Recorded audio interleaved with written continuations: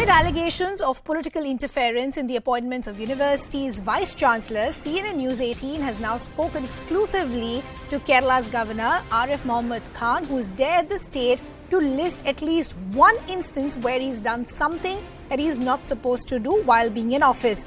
He's even taken a direct jibe at the Kerala Chief Minister.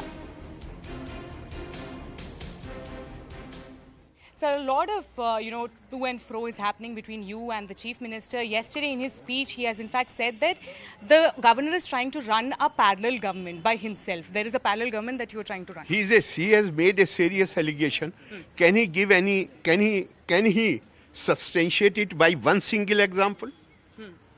The only thing which they are saying is a letter which has gone from my office to the Director General of Police, asking DGP to ensure law and order.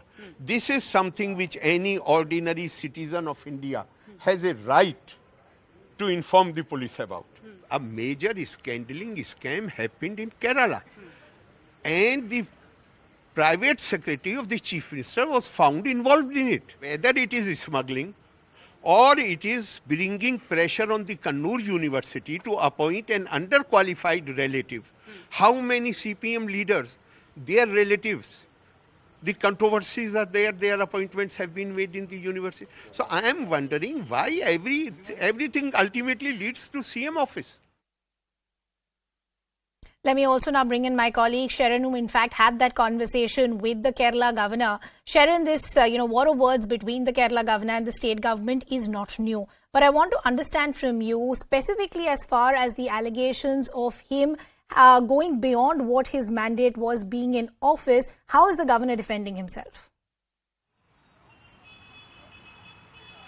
Well, the governor has categorically, he has in fact been saying is that he has done nothing wrong. As far as his office is concerned, he has taken decision as per the Supreme Court norms. He has been saying that as far as the Kannur Vice-Chancellor, the APJ University, Abdul Kalam University, which is in Trivandrum, and his Vice-Chancellor is concerned, because that is where the bone of contention actually began by the end of October. So he has been saying that he was appointed against the Supreme Court norms, and because, it is against the Supreme Court norms, he had in fact written to Pinarayi Vijayan, also written to the Vice-Chancellor that they need to be removed from their post. But that is where the entire controversy has begun. Not just this particular Vice-Chancellor, he has written to 9 such Vice-Chancellor asking them to resign from their post, to which Pinarayi Vijayan, the left government, have been claiming that this is nothing, but he wants to put his own people, the governor wants to put his own RSS people and BJP people at the position of Vice-Chancellor, to which, while speaking to CNN News 18, the governor has made it very clear that he has no such intention. If there is any such instance where he has actually, put forth anyone else's name or from RSS, from someone from the RSS, then he is willing to resign. What is the proof is the question that the governor at this point is asking. Also remember, November 3rd is the day when he had given to this Vice-Chancellor to in fact reply on how their position is illegal and not whether it is illegal or not, to which now the timeline has in fact been extended to November 7th. He has been saying that by November 7th, if he doesn't get a response from these Vice-Chancellors, then he is going to take an action against them. Also, he has tagged the Pinarayi Vijayan government as someone who's involved in gold smuggling. He has been saying that the entire left government in Kerala can only be seen in the prism of scam and corruption. They all are involved in smuggling. Of course, we have to see how the Chief Minister is going to respond to these allegations that is coming from the governor. True. Sharon, I'll just request you to stay on with us. We also have our colleague Neetu. Neetu, I'll request you also to stay on with us. Let's listen in to what the Kerala Chief Minister had to say as far as these appointments of the Vice-Chancellors were concerned. ഇവിടെ ജുഡീഷ്യറിക്കും മേലെയാണ് താൻ എന്ന ഭാവമാണ് പ്രകടമാകുന്നത്. നമ്മുടെ vice ചാൻസലർമാരെ പരിശോധിച്ചാൽ എല്ലാ രീതിയിലും അക്കാദമിക് മികവ് നേടിയവരെയാണ് നാം നിയമിച്ചിട്ടുള്ളത്. പേറ്റന്റുകൾ നേടിയെടുത്തിട്ടുള്ളവർ, വിദേശ സർവകലാശാലകളിൽ പഠിപ്പിച്ചിട്ടുള്ളവർ, ഇങ്ങനെയുള്ളവരാണ് സംസ്ഥാന സർവകലാശാലകളിൽ വിസിമാരായി നിയമിതരായിട്ടുള്ളത്. ഇത് മാത്രമല്ല, രാഷ്ട്രീയത്തിന്റെ അടിസ്ഥാനത്തിലുമെല്ലാം അവരൊക്കെ നിയമിതരായിട്ടുള്ളൂ. Neetu, I want to bring you in the conversation now. Sharon had that conversation with the Kerala governor. He's saying, I haven't done anything that you can say probably illegal. I've done everything by the book. Why did these appointments of the vice chancellors even become a political issue? See, the appointment of these vice-chancellors became an issue because earlier there was a problem related to the reappointment of Kannur University vice-chancellor. After the governor had reappointed him, he came out and said that there has been interference by the left government in the universities. That's how all this began as far as the political controversies began.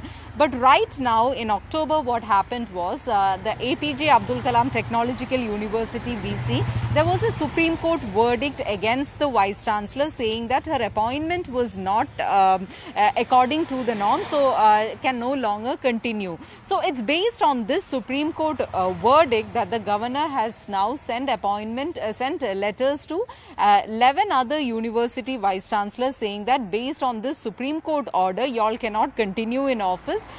Show cause to me that why y'all should continue in office. So this was the letter that was written by the governor to the vice chancellor. So that is how this all began. Now, what the government is also saying that these are all appointments made by the governor as chancellor himself. So if there is some issues with that, they should also look into this aspect. So this is what the chief minister had said the other day. Yesterday, he had made scathing allegations saying that the governor is trying to run a parallel government. He also invoked this where the governor had said that he doesn't have pleasure in a minister and says that the elected representatives are responsible to the people, to the state legislative assembly, and there's a cabinet and a responsible assembly here in the state to take care of these matters. Neetu, I also want to now understand with the kind of no-hold-bar attack that has now come in from the Kerala governor, he's also raking up the gold scam. And he's taking a jibe saying, how does everything actually find its way back to the chief minister's office? Is the state government reacting just yet? So far, the chief minister or the government, they have not yet reacted on this, but we are expecting reactions to come in soon in this aspect also, because in the past few days, what we have been seeing is that the ministers are not really responding much when it comes to the governor, but the chief minister himself has been speaking on this matter. I'll just request my colleagues to stay on with us, Sharon and Neetu. Let's listen into some other reactions and we'll continue the conversation. The highest court of the land, Honorable Supreme Court, has made it very clear that any appointments of the Vice Chancellors by violating the UGC regulations are void ab initio. That means at the time of appointments, that appointment was irregular and illegal. So our case is that the governor and government failed in the Supreme Court. UDF, the opposition, won the case. Verdict of the highest court of the land is the law of the land. It became the law of the land. Now we have to go with the verdict of the Supreme Court. So I don't think that any objection, any alternative to that.